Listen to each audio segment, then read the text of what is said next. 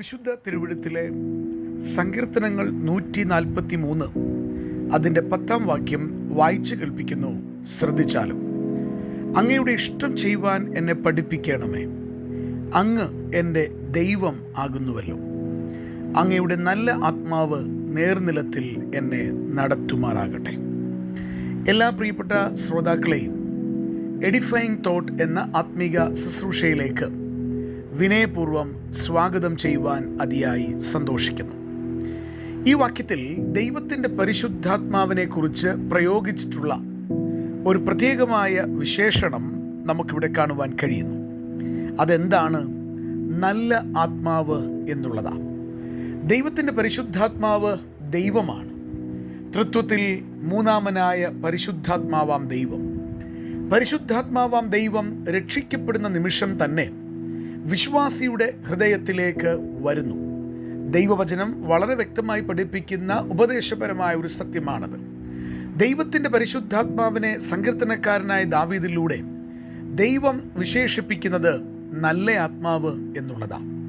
പ്രിയപ്പെട്ടവരെ, എത്ര സ്തോത്രം ചെയ്താലും മതിയാകാത്ത പ്രയോഗമായിട്ട് നമുക്കിതിനെ കാണുവാൻ കഴിയുന്നു. രക്ഷിക്കപ്പെടുന്ന നിമിഷം തന്നെ നമ്മുടെ ഹൃദയങ്ങളിൽ നല്ല ആത്മാവായ ദൈവത്തിൻ്റെ പരിശുദ്ധാത്മാവ് എന്നേക്കും നമ്മളോടുകൂടെ ഇരിക്കേണ്ടതിന്, വസിക്കേണ്ടതിന് ദൈവത്താൽ നൽകപ്പെടുന്നു എന്നുള്ളത് എത്ര അനുഗ്രഹീതമായ ചിന്തയായിട്ടാണ് നമുക്ക് മനസ്സിലാക്കുവാൻ കഴിയുന്നത്.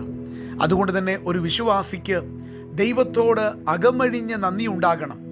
പാപത്താൽ അശുദ്ധനായിരുന്ന അവൻ്റെ ഹൃദയത്തിൽ നിന്ന് പിശാചിൻ്റെ ചിന്തയെ മാറ്റിയിട്ട് സാത്താനും അവൻ്റെ സൈന്യത്തിനും ഉണ്ടായിരുന്ന അധികാരത്തെ എടുത്തു മാറ്റിയിട്ട് സ്നേഹസ്വരൂപനായ പുത്രൻ്റെ രാജ്യത്തിലേക്ക് നമ്മെ പ്രവേശിപ്പിക്കുമ്പോൾ എന്നേക്കും നമ്മോടുകൂടെ ഇരിക്കേണ്ടതിന് ദൈവത്തിൻ്റെ പരിശുദ്ധാത്മാവെന്ന നല്ല ആത്മാവിനെ നമ്മുടെ ഹൃദയത്തിലേക്ക് തരുന്നു. അപ്പോൾ തന്നെ എന്നെ ശ്രദ്ധിക്കുന്ന എല്ലാ പ്രിയപ്പെട്ടവരോടും ഞാനിങ്ങനെ പറയാനായിട്ട് ആഗ്രഹിക്കുക, ക്രിസ്തുവുമായി ബന്ധമില്ലാത്ത ഒരുവൻ്റെ മനസ്സിൽ, പാപക്ഷമ പ്രാപിക്കാത്ത ഒരുവൻ്റെ മനസ്സിൽ, വേദപുസ്തക ഭാഷയിൽ പറഞ്ഞാൽ രക്ഷിക്കപ്പെടാത്ത ഒരാളുടെ ഉള്ളിൽ നല്ല ആത്മാവായ ദൈവത്തിൻ്റെ പരിശുദ്ധാത്മാവ് നിശ്ചയമായിട്ടും ഉണ്ടായിരിക്കുകയില്ല. അതുകൊണ്ടാണ് യാതൊരു സങ്കോചവും കൂടാതെ പാപത്തിൻ്റെ പ്രവൃത്തികൾ ചെയ്യുവാൻ മനുഷ്യൻ തയ്യാറാകുന്നത്.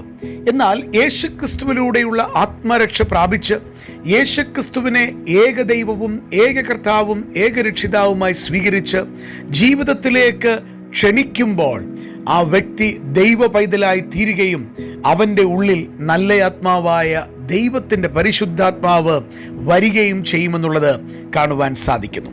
ദൈവത്തിൻ്റെ പരിശുദ്ധാത്മാവിൻ്റെ ഒരു പ്രധാനപ്പെട്ട ശുശ്രൂഷ 10-ാം വാക്യം 143-ാം സങ്കീർത്തനം അതിൻ്റെ അവസാന ഭാഗത്തിൽ കാണുവാൻ കഴിയുന്നു. നിന്റെ നല്ല ആത്മാവ് നേർനിലത്തിൽ എന്നെ നടത്തുമാറാകട്ടെ. അർത്ഥാൽ ദൈവത്തിൻ്റെ പരിശുദ്ധാത്മാവ് വിശ്വാസിയെ നേർനിലത്തിൽ, നല്ല നിലത്തിൽ നടത്തുന്നു. സ്ട്രെയിറ്റ് പാത്സ് എന്നാണ് ഇംഗ്ലീഷിൽ നമുക്ക് കാണുവാനായിട്ട് സാധിക്കുന്നത്. നേരെയുള്ള നിലത്തിലൂടെ, വക്രതയില്ലാത്ത, കോട്ടമില്ലാത്ത, പാപത്തിൻ്റെതായ ആധിപത്യമില്ലാത്ത ആ വഴിയിലൂടെ, വിശുദ്ധിയുടെ വഴിയിലൂടെ, വചനപ്രകാരമുള്ള വഴിയിലൂടെ, ദൈവഹിതത്തിൻ്റെ പാന്താവിലൂടെ ദൈവത്തിൻ്റെ പരിശുദ്ധാത്മാവ് നടത്തുന്ന ശുശ്രൂഷ നമുക്ക് വേണ്ടി നിർവഹിക്കുന്നുണ്ട്. അതുകൊണ്ട് തന്നെ ദൈവത്തിൻ്റെ ആത്മാവിലേറെ ആശ്രയിപ്പാൻ ഈ ചിന്ത മുഖാന്തരമായി തീരണം. അത് തന്നെയുമല്ല, 143-ാം സങ്കീർത്തനം അതിൻ്റെ 10-ാം വാക്യത്തിൽ ഒരു ദൈവ പൈതൽ പ്രാർത്ഥിക്കേണ്ടുന്നതും ആഗ്രഹിക്കേണ്ടുന്നതുമായ മറ്റൊരു വസ്തുത നമുക്ക് കാണുവാൻ കഴിയുന്നു. എന്താണത്? സങ്കീർത്തനക്കാരൻ പ്രാർത്ഥിക്കുക, അങ്ങയുടെ ഇഷ്ടം ചെയ്യുവാൻ എന്നെ പഠിപ്പിക്കണമേ. അത് ദൈവത്തിൽ നിന്ന് തന്നെ പഠിക്കേണ്ടുന്ന വിഷയമാണ്. മാനുഷികമായ ആശയങ്ങൾ കൊണ്ട് ദൈവത്തെ പ്രസാദിപ്പിക്കുവാനോ ദൈവികമായ വിഷയങ്ങളിൽ മുന്നോട്ട് പോകുവാനോ കഴിയുകയില്ല. എന്നാൽ കർത്താവിനോട് പ്രാർത്ഥിക്കേണ്ടത്, ദൈവമേ, അവിടുത്തെ ഇഷ്ടം ചെയ്യുവാൻ എന്നെ പഠിപ്പിക്കണമേ എന്നുള്ളതാ. അങ്ങനെ പ്രാർത്ഥിക്കുന്ന ഒരു വിശ്വാസിയെ, ഒരു മനുഷ്യനെ ശരിയായ ദൈവത്തിൻ്റെ ഇഷ്ടത്തിൻ്റെ വഴിയിലേക്ക് കൊണ്ടുവരുന്നവനാണ് ദൈവത്തിൻ്റെ പരിശുദ്ധാത്മാവെന്ന നല്ല ആത്മാവ്. എന്നെ ശ്രദ്ധിക്കുന്ന ഓരോ പ്രിയപ്പെട്ടവരും ഇത് ആഗ്രഹിക്കണം, ഇത് പ്രാർത്ഥിക്കണം. കർത്താവേ, അവിടുത്തെ ഇഷ്ടം ചെയ്യുവാൻ എന്നെ പഠിപ്പിക്കണമേ.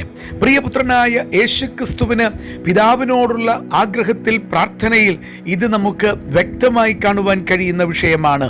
ദൈവത്തിൻ്റെ ഇഷ്ടം ചെയ്യുവാൻ വിളിക്കപ്പെട്ട വിശ്വാസികൾ കർത്താവിനോട് പറയാൻ സാധിക്കണം, ദൈവമേ, അവിടുത്തെ ഇഷ്ടം ചെയ്യുവാൻ എന്നെ പഠിപ്പിക്കണമേ എന്ന്.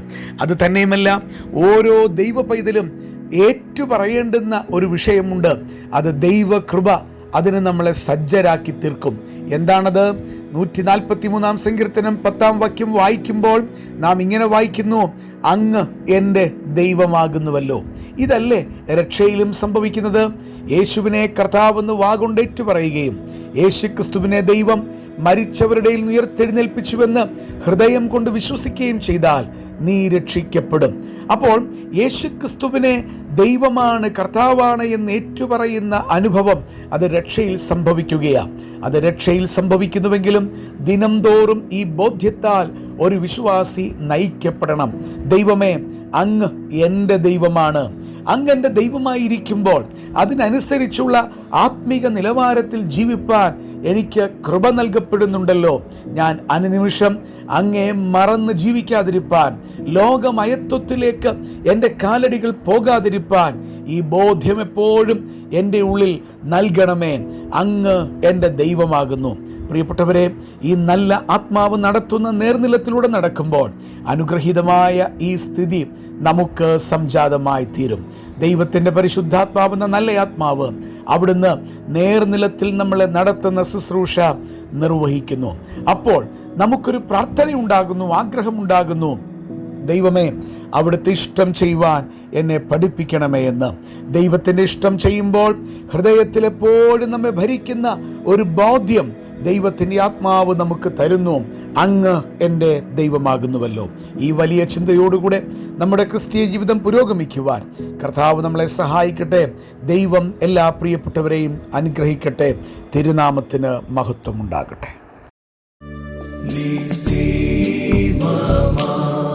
നിൻ സ്നേഹം